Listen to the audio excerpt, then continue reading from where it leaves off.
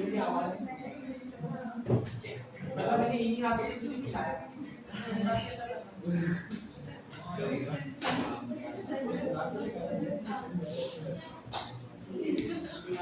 भाई, नोट्स पढ़ेंगे आज अपन, केवल प्रैक्टिकल क्वेश्चन कल से करेंगे। मैंने आप लोगों को पहले भी बताया था म्युनिसिपल वैल्यू क्या होती है। मैंने आप लोगों को बताया था जो हमारी म्युनिसिपैलिटी होती है, नगर निगम होता है, उसके अंदर हमारे कोटा के अंदर जितने भी मकान बने हुए हैं उनकी वैल्यू रिकॉर्डेड है कि ये मकान कितने का है, उसी को अपन क्या होता है, म्युनिसिपल वैल्यूएशन। तो हमारे पास लिख रहा है यहाँ पर, it means value of property as per municipality records. प्रॉपर्टी की जो वैल्यू होती है म्युनिसिपैलिटी रिकॉर्ड्स के अकॉर्डिंग, उसको ही अपन क्या होता है, म्युनिसिपल वैल्यू। फेयर रेंट मैंने आप लोगों को बताया था, अपन एक लोकेलिटी को देखे, जैसे तलवंडी का किराया अपन ने डिसाइड करा था 7,000 और कैशोपुरा में ज्यादा से ज्यादा वही कमरा कितने मिल जाएगा, 3,000 में या 4,000 में। किसी बस्ती में जाएंगे तो वहां पे कितने मिल जाएगा, 2,000 में। तो एरिया को देखकर उसका जो मैक्सिमम रेंट डिसाइड किया जाता है, उसी को अपन क्या बोलते हैं, फेयर रेंट। यहाँ पर ये लिख रहा है, it means rent of similar property in same locality, it is also known as reasonable rent. कि ज्यादा से ज्यादा कितना किराया अपन ले सकते हैं, उसी को अपन क्या बोलते हैं, फेयर रेंट बोलते हैं। स्टैंडर्ड रेंट, एक प्रॉपर्टी का कम से कम कितना किराया बनता है, उसको अपन क्या बोलते हैं, स्टैंडर्ड रेंट। कम से कम कितना बनता है, लिखा है it means rent as per rent control act. Standard rent जो बनाया जाता है वो रेंट कंट्रोल एक्ट के अकॉर्डिंग बनाया जाता है। It is the maximum amount, ये सबसे ज्यादा अमाउंट होता है जो कि रेंट का, जो कि अपन ले सकता है, ओनर ले सकता है, किससे, रेंट से। यानी कम से कम कितना किराया अपन ले सकते हैं। एक्चुअल रेंट जो भी हमारे हाथ में आ रहा होगा, उसी को अपन क्या बोलते हैं, एक्चुअल रेंट बोलते हैं। म्युनिसिपल टैक्सेस क्या होते हैं, it means tax which is recovered by municipality, local authority और ग्राम पंचायत। हमारी नगर निगम या वहां की जो भी लोकल अथॉरिटी है, ग्राम पंचायत है, हमसे जो भी टैक्स लेती है, उसको अपन क्या बोलते हैं, म्युनिसिपल टैक्स। जैसे अपने कोटा के अंदर लगता है चेंबर टैक्स, अपने कोटा के अंदर क्या लगता है, चेंबर टैक्स। जगह जगह क्या बने हुए हैं, चेंबर, हरिजन वगैरह आते हैं ना, और ये लोग चेंबर साफ करके जाते हैं, तो बदले में अपने से क्या लेते हैं, पैसा वगैरह लेते हैं, तो उसको चेंबर टैक्स बोलते हैं। It is also known as house tax, इसको हाउस टैक्स, प्रॉपर्टी टैक्स और लोकल टैक्स बोलते हैं। आगे हमारे पास लिख रहा है, it is allowed only if it is paid by owner. ये हमने पहले देख लिया था, म्युनिसिपल टैक्स अपन इनकम में से तभी लेस करते हैं जब कौन पे करता है, ओनर। अगर कोई अदर पर्सन पे करता है तो अपन इसको लेस नहीं करते। आगे लिख रहा है, अगर हमारा एक्चुअल रेंट 0 होगा तो हमारी ग्रॉस एनुअल वैल्यू भी अपन क्या लिखेंगे, 0। अगर हमारा एनुअल रेंट क्या है, 0 है, तो अपन ग्रॉस एनुअल वैल्यू भी क्या लिखेंगे, 0। हमारा एक्चुअल रेंट 0 कब होगा, जब हम प्रॉपर्टी किराए पर देना चाह रहे हैं लेकिन हमें कोई किराएदार ही नहीं मिला, तो हमारा एक्चुअल रेंट क्या हो जाएगा, 0। तो ग्रॉस एनुअल वैल्यू भी क्या कर देंगे, 0। एक हाउस यूज्ड और लॉक्ड फॉर सेल्फ यूज, अगर हमारी एसओपी होती है तो कल ही अपन ने क्वेश्चन नंबर 6 करा था, अपन ने डायरेक्ट एनएबी क्या करी थी, 0। एसओपी के केस में एनएबी डायरेक्ट क्या कर देते हैं, अपन 0 कर देते हैं। देख रहे हैं, ground rent, insurance premium of property, repair charges etcetera are ignored while calculating income from house property. मैंने बताया था, अगर आप कल को गवर्नमेंट को 10 तरह के खर्चे गिनाते हो कि यार मैं तो चौकीदार रख रखा है, अपनी प्रॉपर्टी का इंश्योरेंस कराया था या रिपेयर के चार्जेस दिए थे, तो गवर्नमेंट ने बोला रोने वाले काम मत करो, आपको डायरेक्ट नेट डिडक्शन दे रहे हैं, कितने की, 30% की। इस 30% में से आप जितना खर्चा कर सकते हो वो कर लेना। तो अपन इनको इग्नोर कर देते, हमको इनसे कोई मतलब नहीं होता। एक मैंने आप लोगों को कल ही बताया था या परसों बताया था शायद, मस्ती मत करो यार, है ना। एक अपन ने कल ही बताया था, परसों के दिन देखा था अपन ने, अरियर ऑफ रेंट क्या होती है या अनरियलाइज्ड रेंट क्या होता है। अरियर ऑफ रेंट का मतलब मैंने आपको बताया था, ऐसा रेंट जो किसमें चल रहा है, डिस्प्यूट में। आपने अचानक से किराया बढ़ा दिया या फिर किराएदार पैसा देने में नाटक कर रहा है, तो दोनों पार्टीज एक दूसरे पे क्या कर देगी, कैश कर देगी। अगर मकान का ओनर जीत जाता है तो बदले में उसको वो किराया मिलेगा जो इतने टाइम से उसको नहीं मिल रहा था, तो गवर्नमेंट इसको आपकी क्या मान लेगी, इनकम, और डायरेक्ट 30% काट के उसको क्या मान लेगी, टैक्सेबल इनकम मान लेगी। जैसे अपन ने यहाँ पर शो कर रखा है, अरियर ऑफ रेंट अपने को रिसीव्ड हुई है, तो इसमें से 30% के स्टैंडर्ड डिडक्शन हटा दो तो इनकम फ्रॉम हाउस प्रॉपर्टी आ जाएगी। अनरियलाइज्ड रेंट रिसीव्ड क्या होता है, हमारा कोई किराएदार था जो काफी टाइम पहले हमारा किराया खाकर भाग गया था, आज 5 साल बाद, 10 साल बाद, 15 साल बाद वो वापस आ गया और बोला भाई साहब आज से 15 साल पहले मैं आपके 20,000 खा के भाग गया था, आज मैं आपको आपके पैसे वापस देना चाहता हूँ, मेरी तरफ से 20,000 रुपए रखिए। तो हमें वापस क्या हो गई है इनकम, तो गवर्नमेंट इस पे डायरेक्ट 30% स्टैंडर्ड डिडक्शन देगी और बाकी को क्या मान लेगी इनकम फ्रॉम हाउस प्रॉपर्टी। देखना इधर यही लिख रहा है हमारे पास, लिख रहा है अकॉर्डिंग टू दिस सेक्शन, इस सेक्शन के according if any assessee, assessee कौन होता है जिसको हाउस प्रॉपर्टी से इनकम हुई होगी जो टैक्स पे करता है। अकॉर्डिंग टू दिस सेक्शन, इस सेक्शन के अकॉर्डिंग अगर कोई असेसी रिसीव करता है amount of arrear of rent, उसको या तो ऐसा रेंट मिलता है जो डिस्प्यूट पे चल रहा था फ्रॉम अ टेनेंट, किराएदार से, और अनरियलाइज्ड रेंट इज रिसीव्ड, ऐसा किराया जो किराएदार खा के भाग गया था वो मिल जाता है टेनेंट से। एज द केस में भी, चाहे ऊपर वाला केस हो चाहे नीचे वाला केस हो, तो क्या करना है then such amount shall be deemed, तो इसको माना जाएगा, डीम्ड यानी होता है मानना, तो ऐसे अमाउंट को माना जाएगा to be the income from house property, house property की इनकम मानी जाएगी ऑफ दैट फाइनेंशियल ईयर, उस ईयर की, इन विच सच रेंट, जिस ईयर में रेंट रिसीव हुआ होगा या वसूल हुआ होगा उसको उस ईयर की अपने को इनकम मानना है हाउस प्रॉपर्टी की, और इनकम मानते हुए इसमें से 30% of the arrear of the rent, जो भी अपने को अरियर मिली है, मतलब ऐसा पैसा जो अपने का डिस्प्यूट में चल रहा था बकाया था उसका 30%, या फिर अनरियलाइज्ड रेंट जो किराएदार खा के भाग गया था उसका 30% अलाउड यानी माइनस करना है एज डिडक्शन कटौती के तौर पर।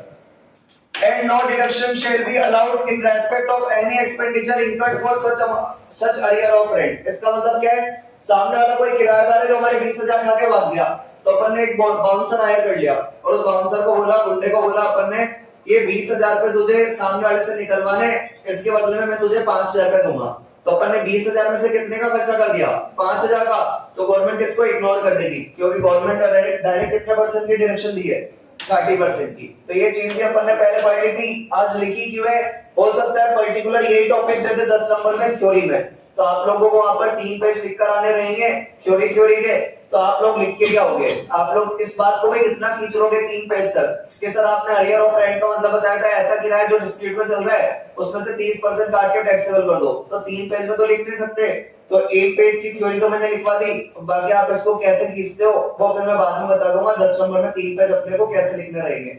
तो ये उसकी थ्योरी हो गई अपने पास। आगे अपन देखेंगे new tax design. New tax design के बारे में अपन ने पहले पढ़ा था, मैंने न्यू टैक्स डिजाइन के बारे में आपको बताया था एसओपी कोई प्रॉपर्टी हो उसमें न्यू टैक्स डिजाइन के अंदर अपने को income from house property calculate करने को बोला था, तो मैंने आप लोगों को बताया था अगर न्यू टैक्स डिजाइन ले रखी हो सामने वाले बंदे ने और सेल्फ ऑक्यूपेड प्रॉपर्टी है तो डायरेक्ट उसकी इनकम क्या कर देते हैं 0, 2 कॉलम बनाने थे लेकिन अपन ने केवल कितना कॉलम बनाया था 1, क्वेश्चन नंबर 3 की बात है शायद। तो हमारे पास लिख रहा है यहाँ पर, तो हमारे पास यहाँ पर लिख रहा था न्यू टैक्स डिजाइन के अंदर इफ असेसी जो टैक्स पेयर है या तो इंडिविजुअल हो, अकेला ओनर हो या इनटू अनडिवाइडेड फैमिली हो, इन दोनों के लिए एक अप्लाई होती है केवल न्यू टैक्स डिजाइन, कंपनी वगैरह के लिए अप्लाई नहीं होती फॉर्म के लिए। इफ असेसी इंडिविजुअल या एचयूएफ डिसाइड्स टू ऑप्ट यानी अपनाना चाहता है फॉर न्यू टैक्स डिजाइन, अगर हमारा assessee new tax design opt यानी अपनाना चाहता है then interest on house loan, तो हाउस लोन का जो इंटरेस्ट होता है in respect of a self occupied house, self occupied house पे इंटरेस्ट जो होता है वो उसके लिए अवेलेबल नहीं होगा, यानी अपन जब जीएबी में से लेस करते हैं स्टैंडर्ड डिडक्शन और लेस करते हैं इंटरेस्ट ऑन लोन, तो अपने को इंटरेस्ट ऑन लोन कितना लेस करना है 0, क्योंकि उसके लिए अवेलेबल नहीं है, यानी उसकी इनकम क्या हो जाएगी 0। लिख रहा है इन अदर वर्ड्स, दूसरे शब्दों में income from self occupied house, self occupied house की इनकम हमेशा 0 लेनी है अगर सामने वाले ने कौन सी स्कीम अपनाई है न्यू टैक्स डिजाइन अपनाया है। देखना this provision shall be available, ये प्रोविजन अवेलेबल होता है केवल 2 ही सेल्फ ऑक्यूपाइड हाउस प्रॉपर्टी के लिए, क्योंकि 2 से ज्यादा जो सेल्फ ऑक्यूपाइड हाउस प्रॉपर्टी होती है उसको अपन क्या ट्रीट करते हैं DLOP, deemed let out house property, तो केवल 2 के लिए अवेलेबल है। 2 हाउस की इनकम में 0 करेंगे अगर सामने वाले ने न्यू टैक्स डिजाइन ले रखी है और उसकी प्रॉपर्टी सेल्फ ऑक्यूपाइड प्रॉपर्टी है। इंटरेस्ट ऑन लोन निकालना सीखेंगे क्योंकि अब आगे जितने भी क्वेश्चन करेंगे अपन उसके अंदर अपने को इंटरेस्ट ऑन लोन निकालना रहेगा।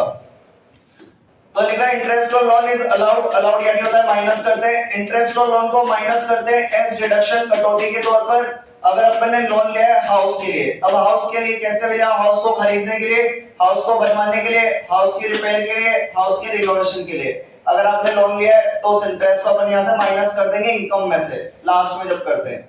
Loan can be taken, loan को अपन ले सकते हैं फाइनेंशियल इंस्टीट्यूशन जो भी लोन वगैरह देते हैं, बैंक हो गया, फैमिली हो गई, फ्रेंड्स हो गई, ट्रस्ट हो गया, इस पे कोई बाउंडेशन नहीं है, आप किसी से भी लोन ले सकते हो। पेनल्टी इंटरेस्ट कब लगता है? जब आपने टाइम पे इंस्टॉलमेंट नहीं दी होगी। तो बैंक हो गया, सामने वाला कोई भी बंदा होगा, आप पे पेनल्टी लगाएगा, उस पेनल्टी को यहाँ से माइनस नहीं किया जाता। तो लिख रहा है penalty interest is not allowed as deduction. Penalty interest को माइनस नहीं करते, अलाउड यानी होता है माइनस। तो पेनल्टी इंटरेस्ट को माइनस नहीं करते कटौती के तौर पे। इंटरेस्ट आपने चाहे बैंक को चुकाया हो या नहीं चुकाया हो, अगर नहीं चुकाया है तो भी आपको इनकम में से माइनस करना है, और चुका दिया होगा तो भी आपको इनकम में से माइनस करना है। क्योंकि हाउस प्रॉपर्टी का आपको एक टाइम बाद इंटरेस्ट तो देना ही पड़ेगा, वरना आपका लोन क्या हो जाएगा? कैंसिल हो जाएगा, और बदले में आपकी हाउस प्रॉपर्टी सामने वाला क्या कर लेगा? फॉरफिट कर लेगा, जब्त कर लेगा। तो आपने चाहे इंटरेस्ट चुकाया हो या नहीं चुकाया हो, उसको अपने को क्या करना रहता है? माइनस करना रहता है। लिमिट के बारे में कल मैंने आप लोगों को बताया था जब अपन क्वेश्चन कर रहे थे, क्वेश्चन नंबर 6। तो हमारे पास लिमिट थी एसओपी के लिए। यहाँ पर हमारे पास लिख रहा है लिमिट में हमारे पास दो तरह की प्रॉपर्टी थी या तीन तरह की प्रॉपर्टी थी, एलओपी, डीएलओपी और एक एसओपी। ऐसी प्रॉपर्टी जो किराए पर दे रखी है, दो से ज्यादा सेल्फ ऑक्यूपाइड प्रॉपर्टी को अपन बोलते हैं डीएलओपी। इनके लिए इंटरेस्ट की कोई लिमिट नहीं है, जितना इंटरेस्ट बनता होगा, चाहे 1 रुपए बनता हो चाहे 10 करोड़ बनता हो, आप लोगों को माइनस करना है, कोई दिक्कत वाली बात नहीं है। लेकिन एसओपी के केस पे कल मैंने आप लोगों को बताया था, एक हमारे पास होता है स्पेशल केस, एक होता है हमारे पास normal case. Maximum limit 2 lakh होती है एसओपी के लिए, मैक्सिमम लिमिट 30,000 होती है एसओपी के लिए। लेकिन अगर हमारी तीन कंडीशन पूरी हो जाती है तो अपन एसओपी के लिए ज्यादा से ज्यादा कितना इंटरेस्ट माइनस कर सकते हैं? 2 लाख। और अगर आपके पास ये तीन कंडीशन में से कोई एक कंडीशन भी पूरी नहीं होती है तो फिर अपन एसओपी का केवल कितना इंटरेस्ट माइनस कर सकेंगे? 30,000। कल ही बताया था मैंने आप लोगों को। तीन कंडीशन हमारे पास क्या क्या है? तीन कंडीशन हमारे पास क्या क्या है? पहली कंडीशन है अगर अपन ने लोन लिया हो 31 मार्च 1999 के बाद, अगर अपन ने लोन 31 मार्च 1999 के बाद लिया है तो पहली कंडीशन ये। दूसरी कंडीशन क्या है? Loan is taken for construction of house property. हमने जो लोन लिया है वो हाउस प्रॉपर्टी के कंस्ट्रक्शन के लिए लिया हो। इस लाइन को अपन पढ़ ले, लेकिन समझ में नहीं आएगा तो मैं हिंदी में बता रहा हूं। हमारा हाउस कंप्लीट हो गया हो 5 साल के अंदर, लोन लेने की जस्ट अगली वाली मार्च से, लोन लेने की जस्ट अगली वाली मार्च से 5 साल के अंदर अगर हमारा हाउस कंप्लीट हो गया है तो अपनी तीन कंडीशन पूरी हो जाएगी, और एसओपी के लिए अपन कितना इंटरेस्ट माइनस कर सकेंगे? 2 लाख। अगर इन तीन में से कोई एक कंडीशन भी पूरी नहीं होती है तो आप केवल ज्यादा से ज्यादा कितना इंटरेस्ट माइनस कर सकते हो? 30,000। एक बार इसको प्रैक्टिकल के तौर पे देख लेते हैं इस थर्ड वाले रूल को। मान लेते हैं अपन ने जो लोन लिया है वो लिया है 1 अक्टूबर 2018 को। अपन ने जो लोन लिया है वो लिया है 1 अक्टूबर 2018 को, तो इससे जस्ट अगली वाली 31 मार्च देखनी है। तो अगली वाली 31 मार्च हो जाएगी 31 मार्च 2019। इस 31 मार्च 2019 से 5 साल के अंदर हमारा घर कंप्लीट हो जाना चाहिए।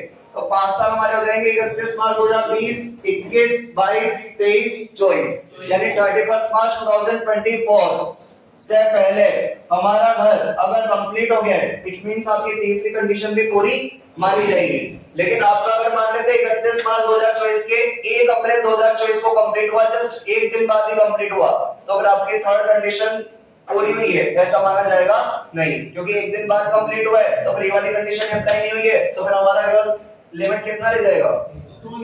30,000 रह जाएगा। कितना रह जाएगा? 30,000।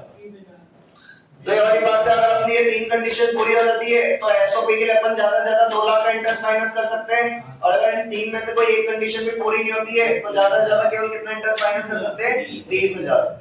एक हमारे पास दो रूल और होते हैं। लिख रहा है अगर हमारा घर 1 अप्रैल 2018 के बाद कंप्लीट हुआ है, और अगर हमारा घर 1 अप्रैल 2018 के पहले कंप्लीट हुआ है। अगर 1 अप्रैल 2018 के बाद कंप्लीट हुआ होगा तो एक अपने को निकालना पड़ता है पीसीपीवाई प्री कंस्ट्रक्शन प्रीवियस ईयर का इंटरेस्ट, एक अपने को निकालना पड़ता है प्रीवियस ईयर का इंटरेस्ट। पीसीपीवाई के इंटरेस्ट के लिए अपने को जो पीरियड निकालना रहेगा, आप लोगों को याद है अगर अपन इंटरेस्ट निकालते हैं तो हमारे जो लोन का अमाउंट है मान लेते 1 लाख है, इंटरेस्ट का रेट 10% है, यहाँ पे अपने को पीरियड लेना पड़ता है, मल्टीप्लाई अपने को फिर से 1/5 करना है। तो ये पीरियड की बात चल रही है कि ये पीरियड अपन को कैसे निकालना है, उसके लिए रूल है हमारे पास। If house completed on or after 1st April 2018, अगर हमारा घर 1 अप्रैल 2018 के बाद कंप्लीट हो गया है तो पीसीपीवाई अपने को कैसे निकालना है?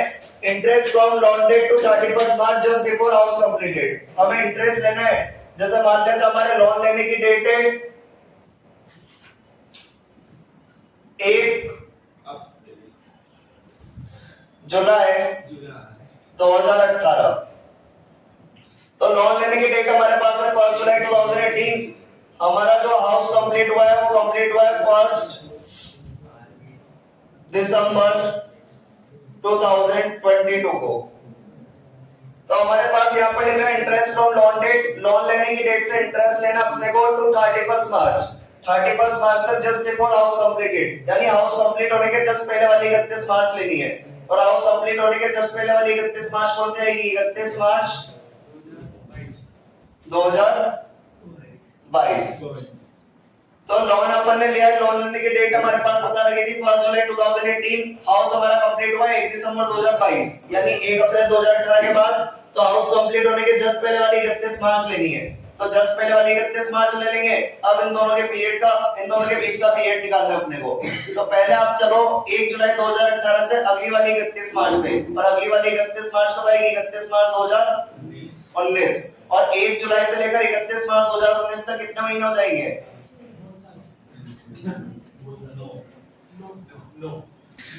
तो हमारे पास यहाँ पर हम देख रहे थे लोन लेने की डेट थी हमारे पास 1 जुलाई 2018, हाउस हमारा कंप्लीट हो रहा है 1 दिसंबर 2022 को। इसके जस्ट पहले वाला 31 मार्च देखना है अपने को। इस वाले केस के अंदर तो आ रहा था 31 मार्च 2022, तो अपने को इन दोनों के बीच का पीरियड लेना है। तो इन दोनों के बीच का पीरियड अपन निकाल रहे थे, तो मैं आप लोगों को सिखा रहा था पहले 1 जुलाई से 31 मार्च पे चलेंगे, और इसके जस्ट बाद वाला 31 मार्च आता है 2019, और 1 जुलाई से लेकर 31 मार्च तक हमारे पास कितने महीने हो जाएंगे? 9। फिर आप चलो 31 मार्च 2019 से अपने को चलना है 31 मार्च 2022 पे। तो 31 मार्च 2019 से 31 मार्च 2022 तक कितने साल हो जाएंगे? 3। कितने साल हो जाएंगे? 3। और 3 साल में कितने महीने होते हैं? 36। 36 प्लस 9 45, यानी हमारे पास यहाँ पर पीरियड आ जाएगा कितने मंथ्स? 45 मंथ्स। तो इस तरह आप लोगों को निकालना है इंटरेस्ट लेना है लोन लेने वाली डेट से हाउस कंप्लीट होने के जस्ट पहले वाली 31 मार्च का, और पीसीपीवाई में फिक्स रहता है 1/5 करना है पीछे, तो पीछे 1/5 कर देंगे। पीवाई में कुछ भी नहीं, हमें केवल 1 साल का इंटरेस्ट लेना है प्रीवियस ईयर के लिए 1 अप्रैल 2022 से 31 मार्च 2023, जो कि हमारा प्रीवियस ईयर चलता है। साफ लिख रहा है प्रीवियस ईयर, तो प्रीवियस ईयर हमारा 1 अप्रैल 2022 से 31 मार्च 2023 चलता है, तो 1 साल का इंटरेस्ट लेना है। अगर हमारा घर 1 अप्रैल 2018 के पहले कंप्लीट हुआ है तो मजे वाली बात है, यहाँ पर हमारे पास पीसीपीवाई में निकालने की जरूरत ही नहीं है, क्योंकि पीसीपीवाई हमारा हमेशा कितना रहेगा? 0, और पीवाई तो इस केस में भी क्या है? सेम। ठीक है, तो हमारे नोट्स थे। अभी के बाद जो अपन क्वेश्चन करेंगे उधर वाला कोड काम नहीं आएगा, इधर वाले में से क्या क्या काम आएगा जिसको पढ़ना है उसके लिए बता रहा हूँ। केवल ये वाला पोर्शन काम में आएगा, केवल ये आप लोगों को याद करना होगा, तभी जाके आगे के क्वेश्चन समझ में आएंगे, अदरवाइज समझ में आने वाले नहीं। वो तो केवल एक थ्योरी पार्ट है कि आप लोगों के पास क्वेश्चन आ जाता है थ्योरी का, तो आप लोगों को क्या लिखना है क्या नहीं लिखना है, इसलिए मैंने थ्योरी लिखा दी यहाँ पर। ठीक है, आप लोगों को एग्जाम देना है तो लिखने में मौत मुझे आनी चाहिए, क्योंकि मेरा एग्जाम नहीं है, मेरे को आलसी बनना चाहिए। मैं आप लोगों को व्हाट्सएप पे फोटोज भेज देता जो भी पिछले साल के स्टूडेंट को लिखाया था, लेकिन आप लोगों को बेटर वे में समझ में आए इसलिए मैंने 2 बोर्ड भरे। इसलिए नहीं भरे कि यहाँ पे टाइम पास करना है या मुझे मजा आ रहा है, किसको नहीं आते मजे, लिखते हैं तो हाथ भी दर्द करता है भाई, तो वाली बात है। अगर तुम लोगों का दर्द करता है तो मेरा भी दर्द करता है, लेकिन तुम लोगों को बेटर वे में समझ में आए इसलिए यहाँ पर लिख लिख के छाप छाप के पढ़ा है, वरना 10 तरीके आप लोग भी जानते हो पढ़ाने के, लेकिन जो मार्कर से पढ़ा के सामने वाले को समझ में आता है, अभी तक सामने वाला कोई इंसान ऐसी टेक्नोलॉजी नहीं बना पाया कि बोर्ड से जितना अच्छे तरीके से समझ में आता है दूसरे तरीके से समझ में आ सके। ठीक है, तो आप लोग ये याद कर लेना केवल इतना, जिसको आगे प्रैक्टिकल पे ध्यान देना है, जिसको नहीं देना उसका कुछ कर नहीं सकते, तो ये बोर्ड केवल इतना सा याद कर लेना। बाकी उसमें किसी को कोई डाउट है आज पूछना है आज, कल पूछना है कल, परसों पूछना है परसों, जब भी पूछना है पूछ लेना।